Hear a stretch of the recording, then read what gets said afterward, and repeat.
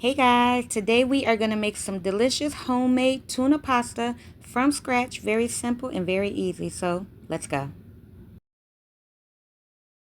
Alright, we're going to go over all the ingredients to make this tuna pasta. I have some tuna, of course, some chopped onion, celery, eggs. We have some whipped dressing because I am not a fan of mayonnaise. If you want to use mayonnaise, use mayonnaise.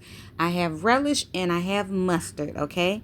So the first thing we're going to do is get our pasta on to boil into some salted water. And then you want to give that a good stir for a couple minutes just to make sure the pasta don't stick together, okay? But again, make sure the water is salted because that's what's going to flavor your pasta. So while that's cooking, we're going to go ahead and put our tuna together.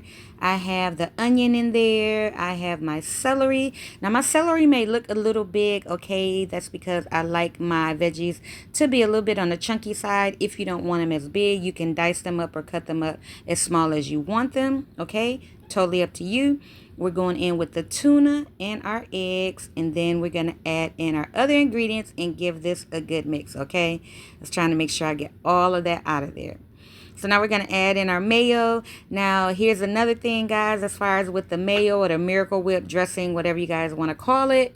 A lot of people like theirs to be completely, like, how could I put it, coated in the mayo. Now that's totally up to you. Some people like it dry, some people like it dry, okay? Meaning you basically just see your veggies and you just see a little bit of your Miracle Whip or your mayonnaise, whatever you're using. But I just added in just enough because that's how much I like to add in there. I'm not one of those big people that like a lot, okay? So we did get our relish in there as well, and about a tablespoon of mustard, which is going to give your tuna a little bit of tang along with a little bit of color. So now that we got that, gave that a good mix, we are going to add in our pasta, cooled pasta, okay? Once your pasta get done, run it under cold water and just let it cool completely, okay? Before you add it in here. You don't want to add no hot pasta.